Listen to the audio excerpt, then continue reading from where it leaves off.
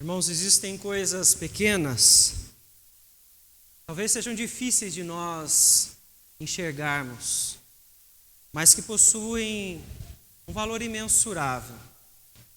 Quando eu penso nisso, nas questões pequenas, quase invisíveis, eu me lembro de um filme que eu assisti na minha infância, e aí eu entrego a idade às vezes, né?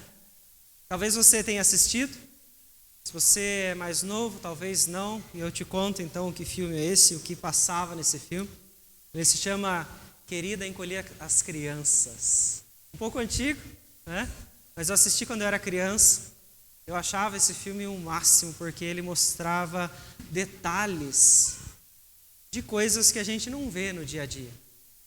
Aquilo fez aguçar a minha curiosidade pelos detalhes. Neste filme, então, o pai inventa uma máquina, e essa máquina faz com que objetos sejam encolhidos. É um filme de 1989, tá? É um pouquinho antigo, então essas coisas, máquinas diferentes hoje, elas passam muito longe do que o filme representava. E ele encolhe um sofá, encolhe uma bola de beisebol, encolhe algumas coisas, e por acidente, as crianças da casa, os filhos, acabam também sendo encolhidos. E eles chegam então no quintal da casa. Eles chegam no local onde tinha gramado e todas as descobertas que existiam dentro daquele gramado. Eles se deparam então com aquilo que parecia muito pequeno, mas que no meio daquele mundo, da grama, da natureza, era extremamente importante. E ali tinham desde plantas, cogumelos que se tornaram então até cabanas diante das chuvas. E para eles uma gota era algo muito forte, muito grande, porque eles se tornaram muito pequenos perto de tudo aquilo. Insetos para eles se tornaram gigantes, predadores. Então era um risco para eles em todos os momentos. Ao observar esses detalhes, quando veio isso na minha memória, eu me lembrei então desta curiosidade por aquilo então que nós não somos capazes de identificar com clareza, dos pequenos detalhes que muitas vezes parecem invisíveis, mas que estão próximos de nós, e nós então não conseguimos olhar para eles. O que então pode existir com tanta importância que ainda é invisível aos seus olhos? O que é que está perto de nós que nós não conseguimos enxergar? Quando nós falamos de alicerces, que é o que nós temos tratado então ao longo desses domingos, a invisível fé salvadora possui um valor imensurável, pois dela então é construído um povo que foi separado pelo Senhor.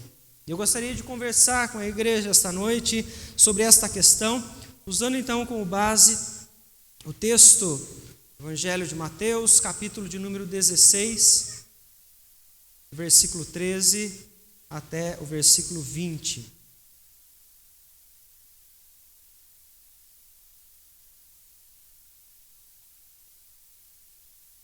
Evangelho de Mateus, capítulo 16, do verso 13 ao 20.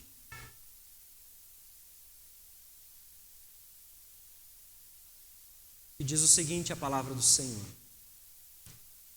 Indo Jesus para as bandas de Cesaré de Filipe, perguntou aos seus discípulos: quem diz o povo ser o Filho do Homem? E eles responderam: uns dizem João Batista, outros Elias e outros Jeremias ou algum dos profetas. Mas vós, continuou ele, quem dizeis que eu sou? Respondendo Simão Pedro, disse: tu és o Cristo, o Filho do Deus vivo. Então Jesus lhe afirmou: bem-aventurado és, Simão Barjonas, porque não foi carne e sangue que te revelaram, mas meu Pai está nos céus. Também eu te digo que tu és Pedro, e sobre esta pedra edificarei a minha igreja, e as portas do inferno não prevalecerão contra ela. Dar-te-ei as chaves do reino dos céus.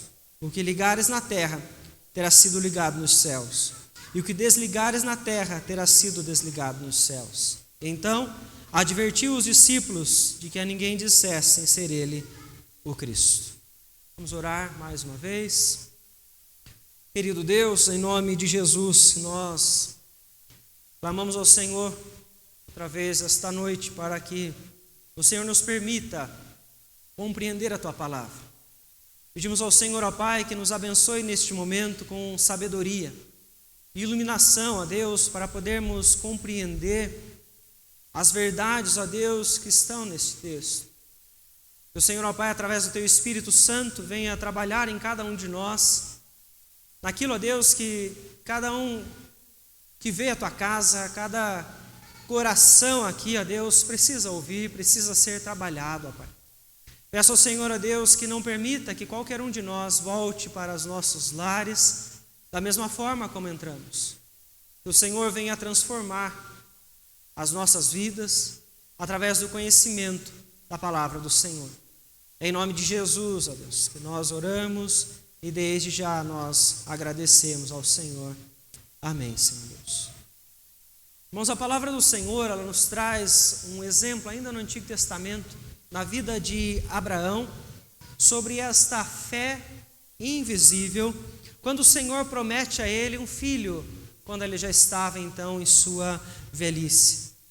Ele acreditou naquilo que o Senhor então estava prometendo a ele naquele instante, apesar de que as circunstâncias, da forma natural, pela força humana, pareciam ser impossíveis então de acontecer. Mas ele confia na palavra, ele confia no poder do Senhor para realizar aquilo que ele estava então dizendo que iria fazer. Por isso, este servo de Deus, ao longo de toda a história, ele torna-se referência e chega ao Novo Testamento para a igreja do Senhor como aquele então que é um exemplo de fé. Um exemplo entre tantos que o Novo Testamento, na carta aos Hebreus, menciona dos que lutaram para servir ao Senhor e permaneceram até os seus últimos dias. Abraão então acreditava sem ao menos poder visualizar a terra que ele iria chegar, o povo que ele iria se tornar. Ele não conseguiu visualizar tudo aquilo que o Senhor então havia prometido, mas isso não fez com que este servo deixasse de crer. Isso traz então uma explicação para nós sobre o chamado que Abraão tem em Gênesis 12. O Senhor o chama e diz: farei de ti uma grande nação, te abençoarei e te engrandecerei o nome, se tu uma bênção. Abraão se tornou uma bênção para a sua família, para esta família que cresce. Com o passar dos capítulos, ao longo dos textos de Gênesis e Êxodo, essa família cresce e se torna uma grande nação. Com o passar dos textos ao longo do Antigo Testamento, você vai caminhando e vai observando o quanto que este povo, que era apenas uma família, ele não parou de crescer até chegar então a todos nós. Uma nação, um povo, a qual os números são impossíveis de serem contados, porque eles são como as estrelas do céu. Algo que possui um valor imensurável, porque estes que caminham até hoje com este mesmo exemplo de Abraão, a fé, este povo é chamado o povo de Deus. Jesus, quando ele está então caminhando entre as cidades ao longo do seu ministério, ele tem diversos grupos que o acompanham. Os textos mostram para nós que aqueles então que participavam das seitas judaizantes, dos fariseus, dos saduceus, eles estavam sempre perto de Jesus, assim também como os seus discípulos. O texto mostra para nós então que Jesus está indo para as bandas de Cesaré de Filipe, aproximadamente 200 quilômetros da cidade de Jerusalém. Jesus está então junto com eles e ele volta aos seus discípulos e traz a eles uma pergunta que é fundamental para todos aqueles que querem então entender sobre este elemento invisível que está tão perto de nós, mas que não é palpável, mas que nos dá força para continuar em todos os nossos dias. Veja então que esta pergunta que o Senhor então faz é: quem diz o povo ser o Filho do Homem? Nós vemos então que Jesus faz uma pergunta que parece ser simples, mas que nem todas as pessoas são capazes de responder. Quando eles então respondem a Jesus neste momento, nós vemos que há uma grande confusão na mente das pessoas quanto a quem é Jesus Cristo. Quem é este então que naquele momento estava caminhando com eles? Quem é este então que é seguido por multidões? E veja então que o próprio texto traz para nós 3 referências. Alguns achavam que Jesus era João Batista, outros achavam que ele era Elias, outros achavam que ele era o profeta Jeremias. A palavra do Senhor, então, ela nos mostra que há uma promessa de que Elias voltaria. Porém, esta afirmação que é dada, então, no Antigo Testamento, ela não se concretiza em Jesus, mas sim no próprio João Batista. Ele vem no espírito e no poder de Elias. Ele vem, então, para ser o precursor do Messias. Jesus, então, não é Elias, quanto menos João Batista. Alguns acreditavam ser ele a própria ressurreição de João Batista. Não é Elias, não é João Batista, e muito menos Jeremias, apesar da semelhança que existe entre o ministério de Jesus quanto ao seu sofrimento, quanto às suas dores, à sua humilhação, e todo o ministério de Jeremias, que foi debaixo de sofrimento, debaixo de muita dificuldade. Este diálogo, então, que Jesus inicia com seus discípulos, revela, então, quantas conclusões as pessoas tiram sobre a pessoa de Jesus. Quantas diferentes opiniões as pessoas têm sobre o Senhor Jesus. A mente das pessoas está divagando e criando cada vez mais teorias para tentar explicar aquilo que é para elas confortável naquele instante. O que eles nos ensinam neste momento é que se nós queremos vislumbrar aquilo que é invisível, se nós queremos vivenciar esta força que o Senhor nos dá, pela fé salvadora, nós então não podemos nos deixar levar sobre a mente de qualquer pessoa. Decisões como essas que eles estão tomando nesse instante sobre quem é Jesus, não podem ser tomadas pela mente das outras pessoas, mas deve ser então fruto daquilo que o Senhor está concedendo a cada um de nós. O que nós entendemos então ser sobre a pessoa de Jesus Cristo, o que Ele fez, o que Ele está fazendo na vida de cada um de nós. Porque veja a diferença que tem entre esses grupos e o próprio Abraão que eu mencionei. Abraão, um homem que se tornou exemplo de fé, porque ele havia tomado uma decisão pessoal de crer na palavra do Senhor, de seguir os caminhos que o Senhor estava direcionando naquele instante. Assim Pedro vai se posicionar então na continuação do texto. Quando entre os discípulos Jesus então pergunta: quem vocês dizem que eu sou? O que é que nós pensamos sobre Jesus Cristo? Veja então o que nós pensamos sobre Jesus define aquilo que é invisível, que está muito perto de nós e como isso influencia a sua e a minha vida. A fé salvadora, ela está então dentro nesta resposta que você e eu podemos dar. A resposta que Pedro deu naquele instante. Porque veja então o que ele diz a Jesus. Versículo 16: Tu és o Cristo, o Filho do Deus vivo. O que ele pensava sobre Jesus Cristo define o alicerce da sua vida cristã. Define então aquilo que está na base do que ele vai fazer para o Senhor, de como ele vai viver para o Senhor, daquilo que ele vai receber do Senhor, porque tudo está em base naquilo que ele acabou de confessar. Os discípulos de Jesus são aqueles então que têm a possibilidade, o privilégio de afirmar que Jesus Cristo é o Messias que havia sido prometido no Antigo Testamento. Aquele que viria trazer restauração, aquele que viria resgatar o seu povo, aquele que iria livrar o seu povo de todo o sofrimento, de toda a dor, de toda a escravidão que eles estão passando por causa do pecado.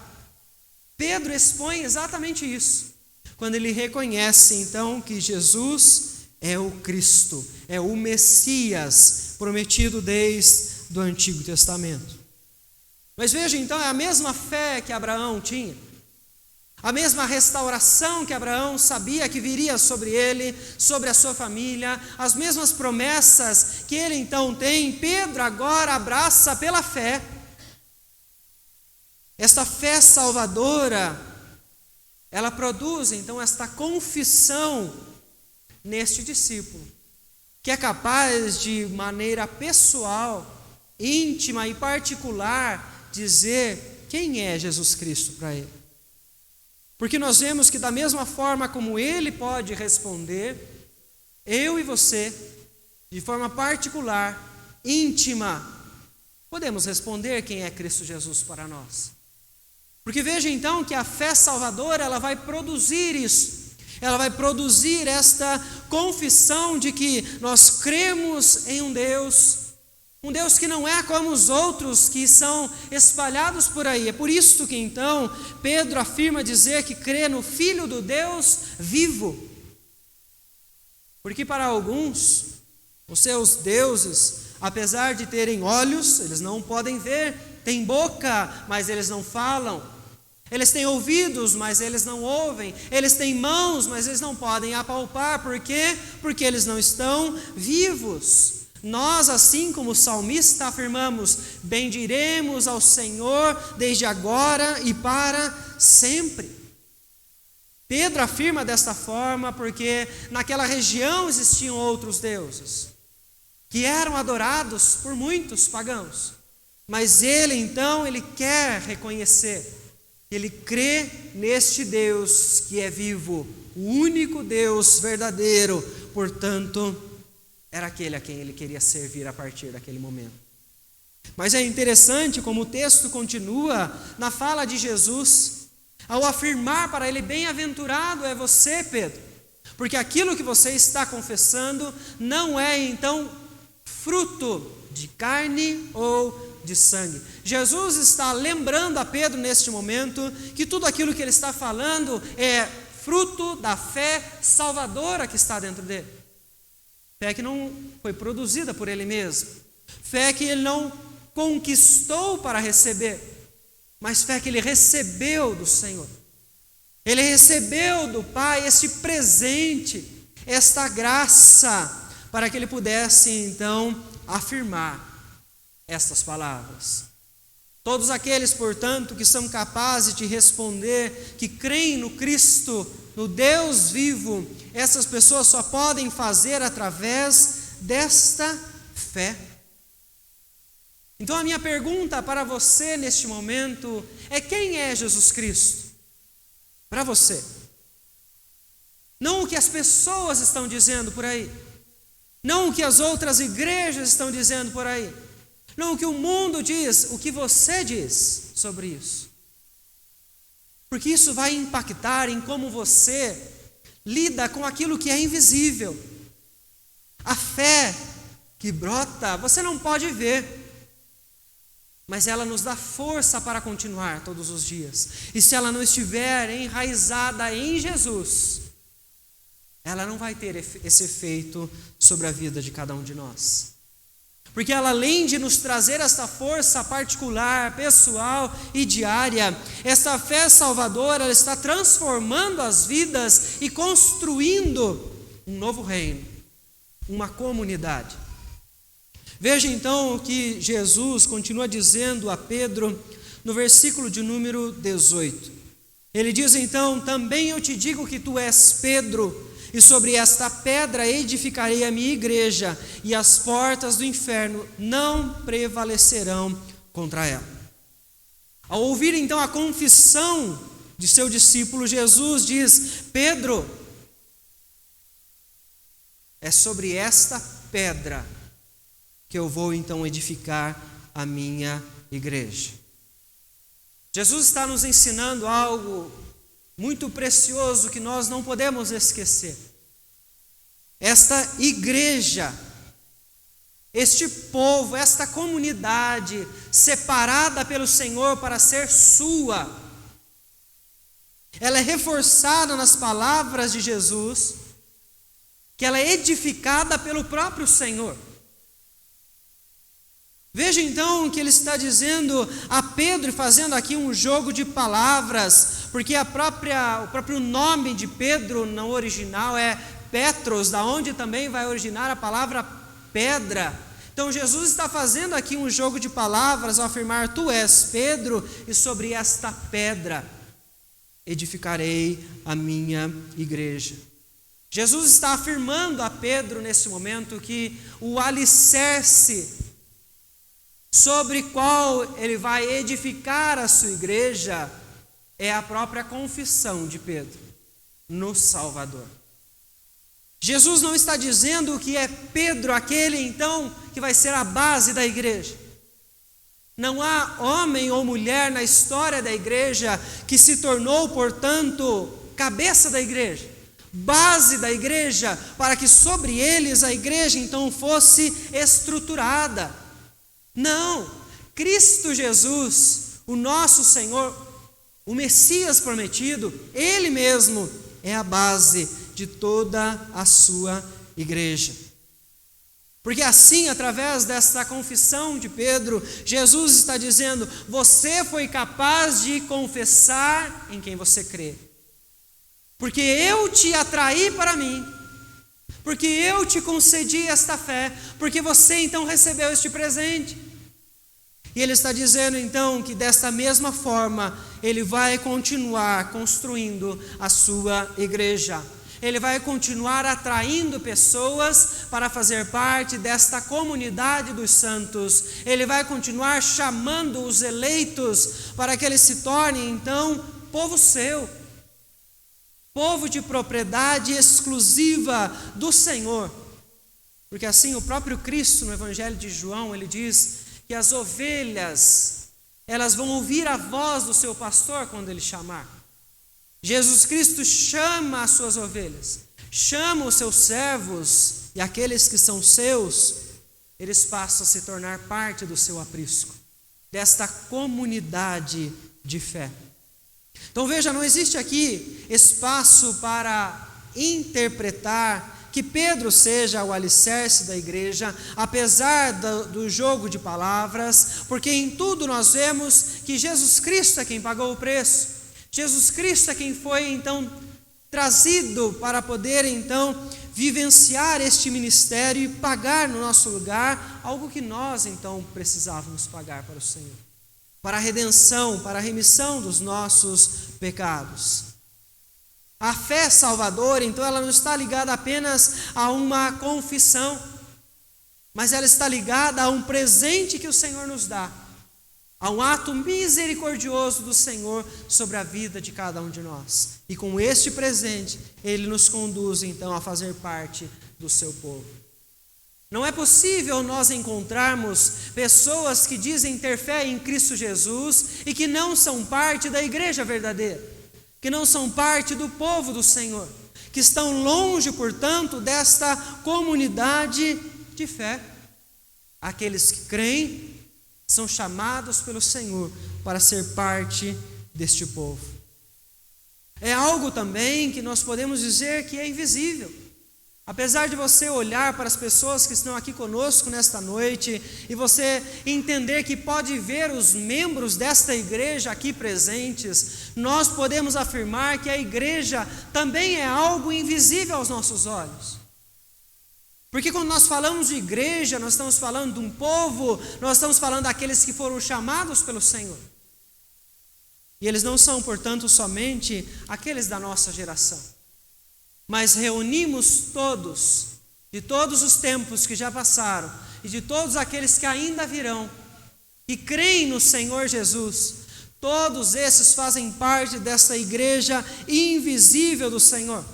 Acompanhamos então Abraão, Sara, Isaque e Jacó, até aqueles filhos, netos de todos nós, as próximas gerações que virão, que passarão a crer no Senhor, fazem parte deste povo. É interessante nós analisarmos esta comunidade que o Senhor então está edificando. Esta comunidade então que você até encontra de uma certa forma tentando ser povo do Senhor lá em Gênesis, mas ainda o povo que estava em Babel. Eles queriam ser como Deus, eles queriam estar perto do Senhor, mas o Senhor pesa a sua mão sobre eles, porque aquele povo era um povo rebelde. Não era aquela comunidade então que representava o povo do Senhor. Mas sim, quando você então chega até o final, em Apocalipse você vai encontrar um outro povo, que está também reunido, mas que está reunido então, dentre todos os povos, de todas as épocas, de todas as línguas, de todas as nações, todos reunidos para adorar ao Cordeiro.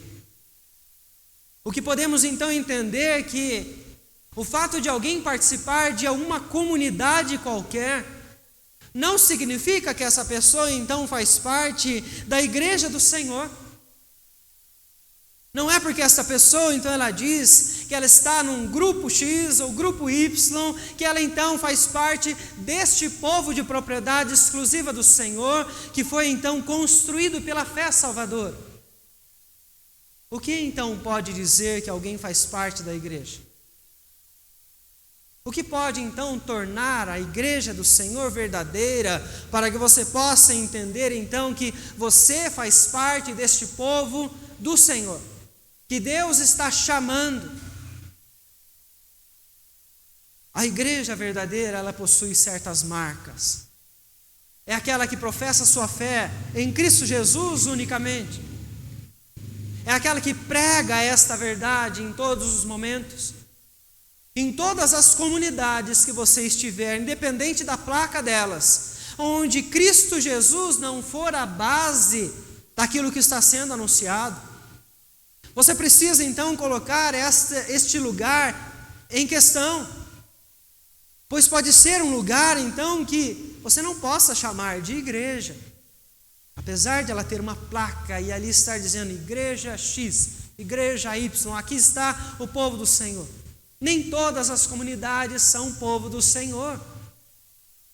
Além de uma pregação fiel às Escrituras que anunciam a Cristo Jesus, a igreja do Senhor é aquela que administra de forma correta, de forma bíblica, os sacramentos, batismo, ceia, assim como está na palavra do Senhor.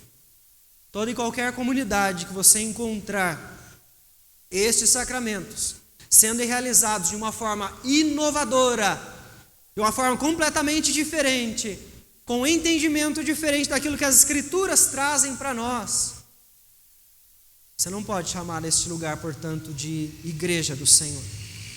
Mas além disso, a igreja do Senhor é onde existe a correta disciplina.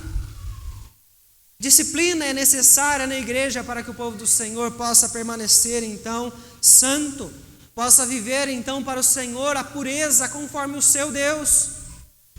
Onde não existe disciplina, onde não existe correção, onde existe, portanto, o pecado sendo encoberto a cada instante, nós podemos então colocar esses lugares em questão, se realmente são a igreja verdadeira do Senhor.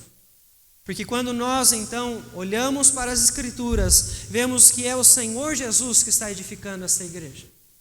Edificando então este povo, esta comunidade que ainda permanece reunida e assim vai permanecer até o fim. Quando nós então nos afastamos deste local e nós estamos então em um lar, estamos em outro ambiente qualquer, nós precisamos lembrar que nós somos parte da igreja. Nós somos parte daquilo que o Senhor está fazendo. Nós somos parte então deste mover do Senhor neste mundo.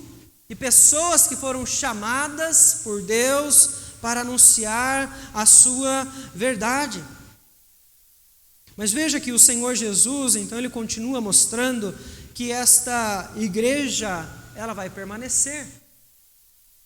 Ele diz que as portas do inferno não prevalecerão contra ela. As portas são o meio de entrada. O que é que Jesus está dizendo neste momento?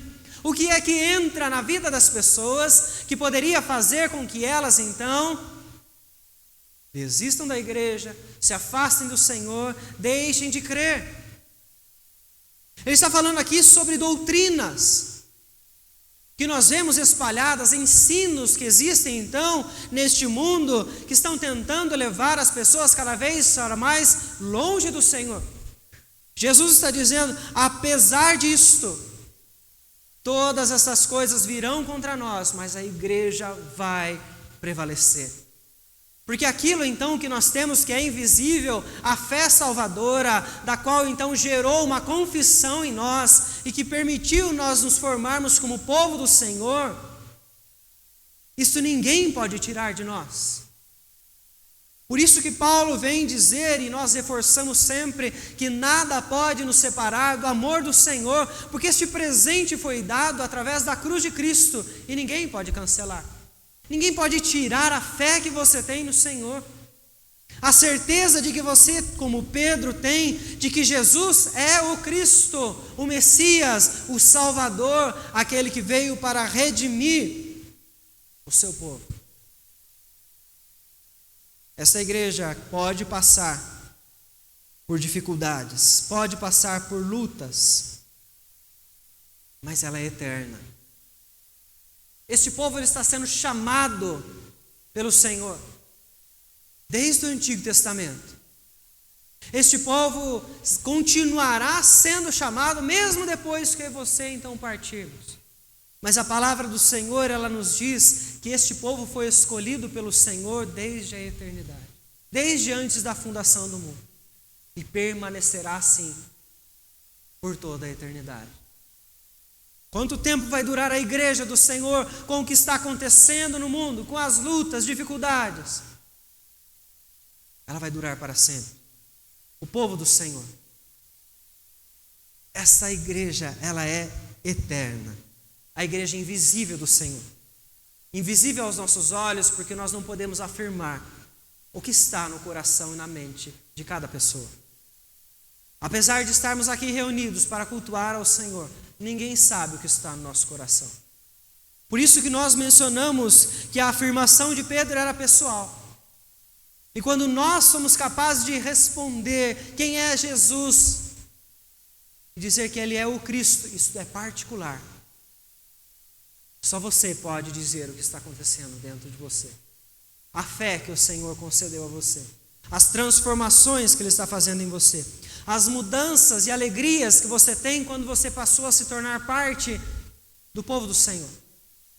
Da igreja visível, da igreja que está militando, da igreja que está aqui lutando dia após dia para pregar o Evangelho. O povo do Senhor pode ser invisível aos olhos humanos, mas tem um valor imensurável. Estes vão prevalecer para todo sempre, louvando e adorando ao Senhor por toda a eternidade.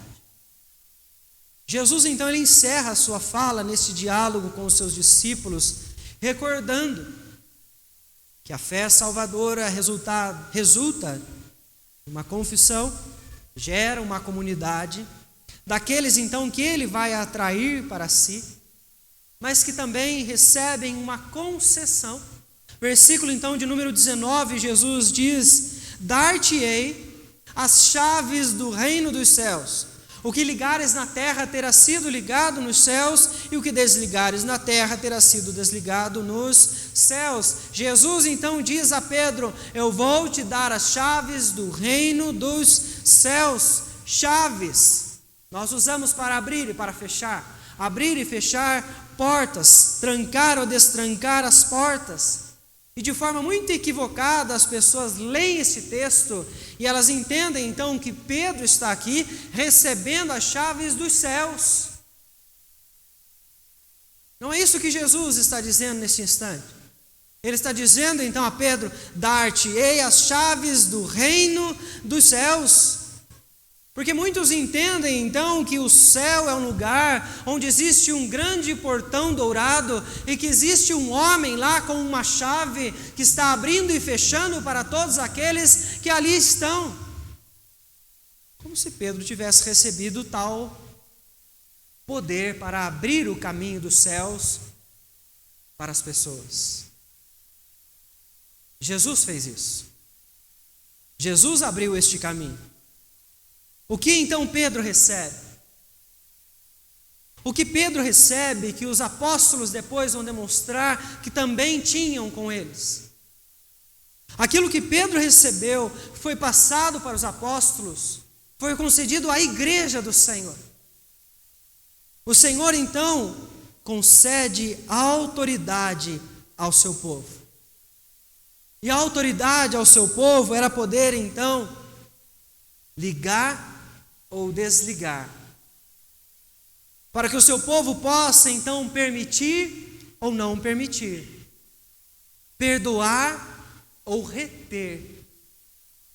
O Senhor Jesus está explicando a Pedro neste momento que ele dá à sua igreja a autoridade delas perdoarem ou não pessoas para que pertençam ou não ao reino do Senhor, à comunidade, à igreja do Senhor. Você observa um exemplo quanto a isso que acontece na vida dos apóstolos, quando o apóstolo Paulo escreve a sua carta aos Coríntios. Primeira carta aos Coríntios, existe uma situação vergonhosa para aquela igreja, onde a imoralidade sexual é dita por Paulo, de que o que estava acontecendo naquela igreja, nem mesmo os pagãos, nem mesmo os ímpios eram capazes de aceitar. Um filho se deitar com a mulher do seu pai. E aquilo então é causa de vergonha para toda aquela igreja.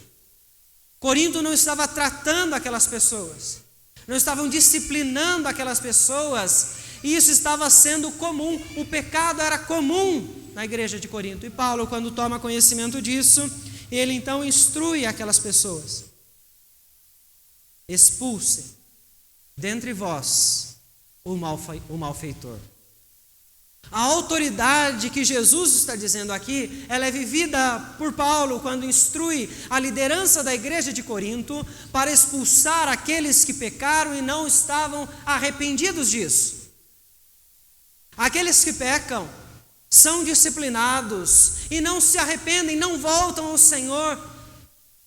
Esses então devem ser expulsos da comunidade. Mas da mesma forma, na segunda carta aos Coríntios, capítulo 2, o apóstolo Paulo traz uma fala que, no entendimento dos comentaristas, dos teólogos, esta fala está se referindo a este grupo de pessoas, a esta família que estava vivendo esta imoralidade sexual. Capítulo de número 2, ele diz então: já basta para eles o peso da maioria, a culpa que a maioria está trazendo sobre eles. Paulo está falando então sobre a condenação que o mundo traz sobre as pessoas que erram. E ele está dizendo que aquelas pessoas naquele momento, elas já não eram mais as mesmas quando ele escreveu a primeira carta, elas se arrependeram. Elas foram expulsas, se arrependeram, mas ele está dizendo: agora vocês precisam cuidar delas, porque elas querem voltar para o seio da igreja, porque elas dizem crer no Senhor Jesus. O Senhor Jesus, quando afirma então para Pedro sobre as chaves do reino dos céus que estão nas mãos da igreja, ele está falando que a liderança da igreja, ela tem autoridade para manter a igreja pura, para que a igreja, portanto, permaneça santa como o seu Senhor é. E assim, nós vemos que existem pessoas que precisam ser disciplinadas, cuidadas, corrigidas. E quando elas não aceitam isso, Mateus 18 vai ensinar para nós que há um processo que o Senhor Jesus então está dizendo que tem que ser feito. O último passo é essa exclusão, como Paulo então segue. Mas este cuidado precisa acontecer. É um cuidado, não é um julgamento. Jesus está dizendo neste momento que eles então vão ter a autoridade. Pedro, os apóstolos e a igreja que seguir à frente tem autoridade para manter a igreja pura, tendo cuidado com aqueles que estão no seu meio. A correção é para arrependimento. O cuidado era para que todos permaneçam em comunhão com o Senhor. Jesus está falando aqui sobre perdão. sobre graça, sobre compaixão. Algo que ele demonstrou ao longo de todo o seu ministério, na sua missão, que nós devemos, portanto, seguir. Vejam, irmãos, aquilo que é invisível aos nossos olhos possui valor imensurável. A palavra do Senhor, então, ela nos mostra que a fé, por mais que ela não seja visível por aqueles que estão ao nosso redor, ela pode estar dentro de nós. E isso, então, vai surgir através de uma confissão. Nós podemos mostrar às pessoas que nós cremos no Senhor Jesus. Eu digo a você, então, que não deixe que os outros digam por você aquilo que você crê. Que você tenha convicção daquilo que você, então, acredita, para que esta fé salvadora em Jesus Cristo possa continuar guiando a sua vida. Porque através dela, você passa a fazer parte do povo do Senhor. Se você é alguém que está longe da igreja de Cristo e afirma crer no Senhor, aproxime-se desse povo. Torne-se parte deste povo. Porque não há possibilidade de nós vivermos como igreja do Senhor se nós não estivermos no meio deste povo. Confesse a Cristo Jesus, torne-se membro da igreja do Senhor e participe daquilo que o Senhor está fazendo. Mantenha uma vida de pureza, de santidade, que honre a este que você está professando, que você crê. Assim como o Senhor Jesus fez em seu ministério, que eu e você possamos ser exemplos daqueles que amam, daqueles que perdoam, daqueles que têm compaixão, porque o que ele está dizendo é que ele vai então edificar a sua igreja pela fé, pela confissão, e isso só vai chegar às pessoas se eu e você, como igreja do Senhor, nos levantarmos para anunciar esta verdade. Isso precisa acontecer em amor, com perdão, com compaixão, com relacionamentos. Eu desejo, portanto, que o Senhor nos fortaleça e nos permita entender com clareza aquilo que é invisível aos nossos olhos, mas que tem um valor imensurável. E esta fé, se ainda é questão de dúvida a você, que você busque orientação, que você busque acompanhamento, para que você possa então compreender isso cada vez com mais profundidade. Mas não perca a oportunidade que o Senhor está te dando de servir a Ele, no meio do seu povo, e glorificar junto com este povo a este Deus para todo sempre. Eu quero convidar os irmãos do grupo de louvor para que venham à frente e nos conduzam neste último cântico ao Senhor. Eu convido a igreja a se colocar em pé neste momento para cantarmos juntos. Logo em seguida nós vamos orar para agradecer ao Senhor.